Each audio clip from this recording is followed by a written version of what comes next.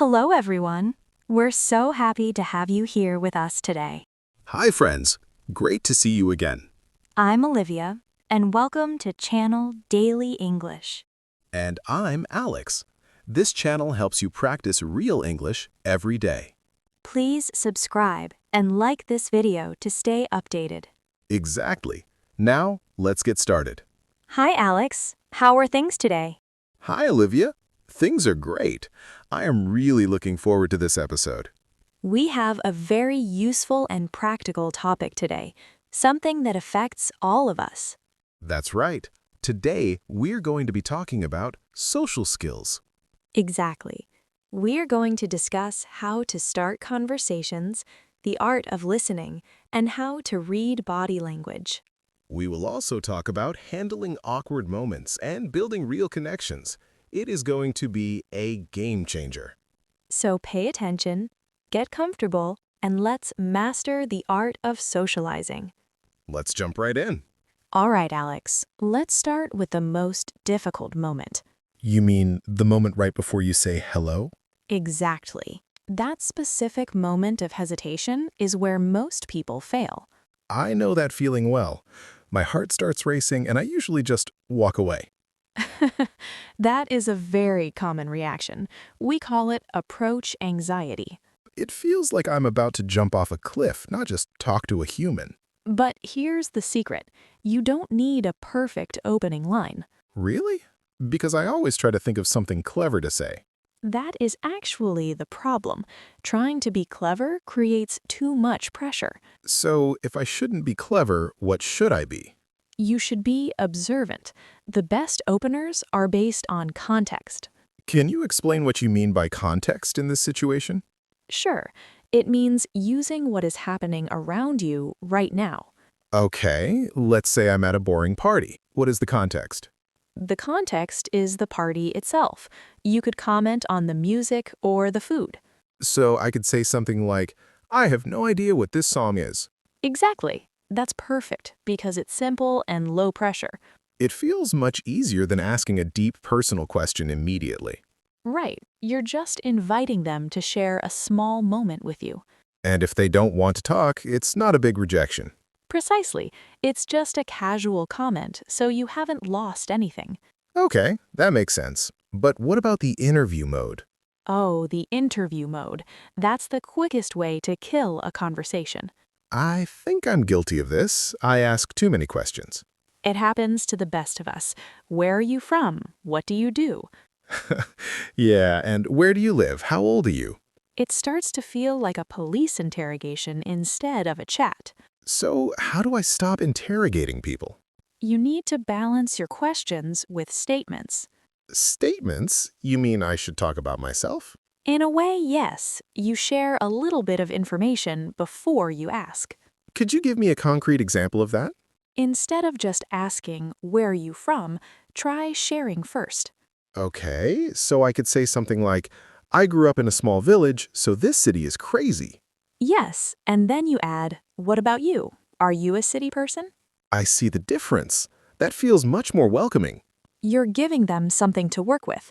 You're offering value. It makes the conversation feel like a two-way street. Exactly. Vulnerability invites vulnerability. That's a powerful rule. But what if the conversation stalls? Ah, the awkward silence, the enemy of all social interactions. It's terrifying. I usually start panicking when the silence hits. The silence is only awkward if you make it awkward. That's easy for you to say. How do I fix it? You can actually call it out. Just say, well, that was a nice silence. Really? You can just admit it? Yes, it breaks the tension immediately and usually makes people laugh. I guess being real is better than pretending everything is fine. Always. People appreciate authenticity more than perfection. So we have contextual openers and statements over questions. Those are your two main tools for starting. What about body language during the start? Huge factor. If your arms are crossed, you look closed off. I do that when I'm nervous. It's a defensive habit. You have to fight it. Keep your arms open and your chin up. It sounds like confident posture tricks your brain into being confident. It absolutely does, and a genuine smile goes a long way. Not a creepy smile, though. A real one. Yes, please avoid the creepy smile. Just be natural. Okay, so starting isn't as scary as I thought. It's just a skill. The more you do it, the easier it gets. I guess I just need to practice getting rejected a few times. Reframing rejection is key. It's not about you, it's about the situation. That helps. Maybe they're just having a bad day. Exactly. Never take a cold reaction personally. Okay, I feel ready to walk up to someone now. That's the spirit. But once you start, you have to keep it going. Right. Starting is only the first step of the journey. The next step is actually engaging with what they say. Which brings us to the topic of listening. Yes, but not just hearing. We're going to talk about active listening. I thought I was a good listener, but I'm probably wrong. We'll find out in the next part. I'm ready. Let's learn how to actually listen. All right, Alex, we have successfully broken the ice. So now we are actually in the conversation. Yes, and this is where the real work begins. You mean I can't just relax now? Not yet. Now you have to master active listening. I feel like I'm a pretty decent listener. Most people think that, but most people are actually just waiting to talk. Okay, that sounds a little bit like an accusation. It is not an accusation, it is just human nature. Explain the difference. What is waiting to talk? It means while I'm speaking, you are already planning your reply. Guilty. I definitely do that. I want to be ready. But if you're planning, you aren't fully hearing me. So I'm missing these subtle details. Exactly. You're missing the emotion behind the words. Okay, so how do I switch from reloading to listening? You have to treat the other person as the star of the show. That requires pushing my own ego aside for a minute. It does, and you need to use minimal encouragers. That sounds like a technical term. What does it mean? It is very simple. Small sounds like uh-huh, right, or wow. Oh, I do that naturally, and shows I'm still awake. Yes, but it also validates the speaker. It tells them, I'm with you. Keep going. Precisely. It keeps the energy of the conversation flowing forward. Okay, but what if the topic is boring? That is the ultimate test. You have to find the nugget. The nugget? Like a gold nugget? Yes, find one thing in what they said that is interesting. And then what do I do with it? You ask a follow-up question about it. Give me an example. Let's say they're talking about cats. And you hate cats. I'm more of a dog person, but let's assume. Don't say, I prefer dogs. That kills the vibe. So I shouldn't make it about me immediately. No. Ask, what is the funniest thing your cat has ever done? Ah, so I'm exploring their interest, not mine. Exactly. You're peeling the onion, going deeper. I like that metaphor. Most people stay on the surface. Deep conversations happen when you ask why or how. How did that make you feel? Is that too therapy-like? Maybe a little. Try, that must have been intense. That's better. It shows empathy without being weird. Speaking of empathy, let's talk about the shift response. I've never heard of that term. It's when you shift the focus back to yourself. Like, oh, you went to Paris? I went to London last year. Yes, that's a shift response. It steals the spotlight. And a support response would be keeping it on them. Paris, that's amazing. Did you visit the Louvre? I see. I'm supporting their story, not hijacking it. It makes people feel incredibly special and heard. But surely I can talk about myself eventually. Of course, but let them finish their moment first. It's a balance, give and take. And please, Alex, put the phone away. Oh, the smartphone, the destroyer of attention. If you look at your phone, you break the connection instantly. Even if I'm just checking the time? It signals boredom. It's very rude in a deep chat. I guess it says something else is more important than you. Exactly. Eye contact is better than screen contact. That's a good slogan. You should print that on a t-shirt. Maybe I will, but eye contact matters. But not too much eye contact, right? That gets creepy. Yes, don't stare into their soul without blinking. Okay, so a natural amount of eye contact. So, active listening is about focus, validation, and curiosity. It sounds like hard work, but worth it. It builds trust faster than anything else. Okay, I think I'm ready to listen better. Good, because next we need to talk about reading the room. Nonverbal communication. Yes, sometimes what people don't say is the most important part. Body language. That's a whole language I need to learn. We'll decode it in the next part. I'm all ears. Pun intended. Okay, Alex, we are moving to the silent language.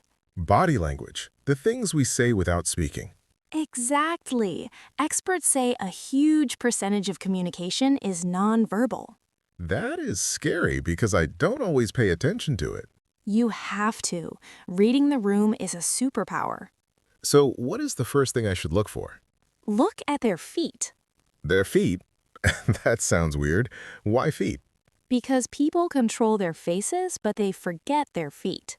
Okay, so what are the feet telling me? If their feet are pointed at you, they are engaged. And if they are pointed at the door? Then they want to leave. They are physically ready to exit. Wow, I never knew that. I will look down more often. Don't make it obvious, just a quick glance. What about arms? I know crossing arms is bad, right? Usually, yes, it signals I'm closed off or I disagree. Sometimes I just do it because I'm cold. Context matters. If it's freezing, they're just cold. But if we are arguing and they cross their arms. Then they're defensive. They're protecting themselves. So if I want to look friendly, I should stay open. Yes, open chest, hands visible. It shows you have nothing to hide. It's primal. Look, no weapons. Exactly. It puts people at ease subconsciously. Now tell me about mirroring. I've heard about this. Mirroring is powerful. It means subtly copying their movements. So if they lean forward, I lean forward. Yes, it creates a feeling of sync and connection. But I have to be careful not to mimic them like a parrot. Right. Don't copy every scratch. That is annoying. Just the general vibe and energy level. Exactly. If they're excited, bring your energy up. And if they're calm, I should chill out. You're matching their frequency. It builds rapport instantly. What about knowing when to end the talking? Oh, that's crucial. Look for the boredom signs. Checking the watch, looking over my shoulder. Yes, or short one-word answers like cool or yeah. If I get 3 yeahs in a row, I'm in trouble. You're losing them. Change the topic or end the chat. It's better to end on a high note than drag it out. Always leave them wanting more, not wanting less. So body language helps me navigate the flow. It's the traffic light system of socializing. Green means go, red means stop. And yellow means proceed with caution. I think I can read the signs better now. Good, because now we need to add some heart to it. You mean emotions. I mean empathy, the engine of connection.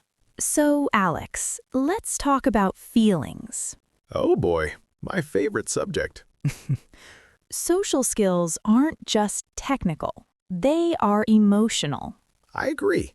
People remember how you made them feel. Exactly. And the key to that is validation. We hear that word a lot. What does it actually look like? It means acknowledging someone's feelings without judging them. Okay. Imagine my friend had a terrible day at work. What is your instinct? What do you want to say? I usually say, don't worry, you can find a new job. Ah, the fixer. You're trying to solve the problem. Is that bad? I'm trying to help. It comes from a good place, but it's not empathy. Why not? Because they aren't looking for a solution yet. They want to be heard. So, what should I say instead? Try saying, "That sounds incredibly frustrating. I'm sorry." It seems so simple, just agreeing that it sucks. It is powerful. You're saying your feelings make sense. And I'm not dismissing their pain. Right. Saying, "Look on the bright side," can be annoying. Toxic positivity. I hate that. Exactly. Sometimes things are just bad, and that's okay. So empathy is sitting in the dark with them for a bit. That's a beautiful way to put it. What about the difference between sympathy and empathy? Sympathy is, I feel bad for you. It's distant. Like looking down from above. Empathy is, I feel with you. It's a connection. I have been there too. Yes, but be careful not to make it about your story. Right. We talked about that. Keep the focus on them. Just say, I can imagine how hard that is. This actually takes the pressure off me to fix things. Exactly. You don't have to be their therapist or career coach. I just have to be a friend who listens. And that's often all people need. It feels like a relief. I don't need all the answers. Nobody has all the answers, Alex. So, validate, don't fix. And show genuine curiosity about their emotional state. How are you holding up? Perfect. That's an empathy question. But what if things get heated or awkward? Conflict, the true test of social skills. I usually run away from conflict. We can't always run. Sometimes we have to navigate it. Okay, let's talk about when things go wrong. The awkward moments, the disagreements. First, let's handle the awkward silence again. We agreed to acknowledge it, right? Yes, but sometimes you need to exit the conversation gracefully. How do I leave without looking rude? Okay, bye? No, you need a transition statement. Like what? It was so great catching up with you. I need to grab some food. Simple. You state a positive, then a reason to move. Exactly. Or, I see my friend over there. Excuse me for a second. It is polite and firm, no hard feelings. Now, what about when you disagree with someone? Politics, religion, pineapple on pizza. The dangerous topics. I tend to get defensive if someone attacks my opinion. The key is to separate the person from the idea. That is hard to do in the heat of the moment. Try using the phrase, that is an interesting perspective. It buys me time to think. And it is neutral. You aren't agreeing, but you aren't fighting. And ask, what makes you say that? Yes, put the burden of explanation on them. Usually, people calm down when they have to explain. And if it gets too hot, agree to disagree. We're definitely not going to agree on this one. Say it with a smile. Let's talk about something else. Pivot to a safe topic, like movies or food. Exactly. You prioritize the relationship over the argument. Unless they're being totally disrespectful. Then you have the right to walk away. Boundaries are healthy. Social skills include knowing when to protect your peace. 100%. You don't have to be nice to everyone all the time. That is validating. I can draw a line. But let's assume we want to keep the connection. Right, we want to be social, not antisocial. And these days, a lot of socializing happens on screens. Oh, yes. The digital world, it's a minefield. Texting, emails, DMs, it has its own set of rules. And I break them constantly. Let's fix your digital etiquette in the next part. Welcome to the modern age, Alex. Where we talk with our thumbs instead of our mouths. Texting is great, but it causes so many misunderstandings. Because there is no tone of voice. Exactly. You can't hear sarcasm or warmth in a text. I once sent a joke and my friend thought I was angry. That is why emojis are actually important tools. I thought emojis were just for teenagers. No, they are tone markers. They replace facial expressions. So a smiley face softens the blow. Yes, I'm running late sounds rude. But I'm running late smiley face implies, I'm sorry, don't kill me. Exactly. It changes the entire vibe. What about the dreaded K? Oh, never send just K. That is aggressive. It feels like a slap in the face. It signals I don't care. Just type okay or sounds good. It takes 2 extra seconds. Worth it. Also, let's talk about response time. Do I have to reply instantly? No, but don't wait 3 days without explanation. That is ghosting territory. If you're busy, just say, busy right now, reply later. Communication is key. Just manage expectations. and know when to pick up the phone. Call people like it's 1990? If a text conversation goes back and forth 10 times. Just call. It is faster. And it prevents conflict. Nuance is lost in text. If I'm apologizing, I should probably call. Definitely. A text apology feels weak. Sorry, via text doesn't count. Got it. And be careful with punctuation. The period at the end of a sentence? It can look aggressive in a short text. Sure, with a period, looks mad. Sure, without it, looks chill. It is weird, but that's how our brains read it now. Digital body language. It's fascinating. It is, but ultimately we want real friends, not just text buddies. So how do we turn these skills into actual friendships? That's the final level, leveling up. Okay, Alex, we are at the final stage. We met, we listened, we texted. Now what? Now we build a real friendship. This is the hardest part for adults, I think. It is. We all have work friends or party friends. But how do I get a call it midnight friend? The secret ingredient is consistency. You mean showing up? Yes, repeated interactions over time. So I can't just see them once every 6 months. No, you need regular contact to build a bond. And someone has to take the initiative. That is the golden rule. Be the one who invites. But I am afraid they will say no. Everyone is afraid. That is why they are waiting for you. So if I organize the dinner, I'm the hero? Exactly. People love being included. Hey, do you want to grab coffee this week? Simple, casual, low pressure. And if they say they are busy? Try one more time next week. If they say no again, Then take the hint and move on? yes, don't chase people who don't run towards you. That is good advice for self-respect. Also, to deepen the bond, you need vulnerability. We mentioned this before. Sharing real stuff. You have to lower the mask eventually. Admit that I'm not perfect. Share a fear. When you share a struggle, it gives them permission to share theirs. That's when the friendship clicks. Exactly. That moment of, me too? I thought I was the only one. It's a great feeling. But remember, friendship is a garden. Oh, here comes the metaphor. You have to water it. Check in on people. Thinking of you texts? Yes, send a meme. Share a song. Small touches to show they're on my mind. It keeps the connection alive between the hangouts. I can do that. I can be a better gardener. I believe in you, Alex. You have come a long way today. I feel more socially skilled already. Let's wrap this up and give our listeners some final tips. Wow, we covered a lot of ground today. My brain is full, but in a good way. Let's recap the main points for everyone listening. Okay, number 1, start with context, not clever lines. Number 2, listen to understand, not to respond.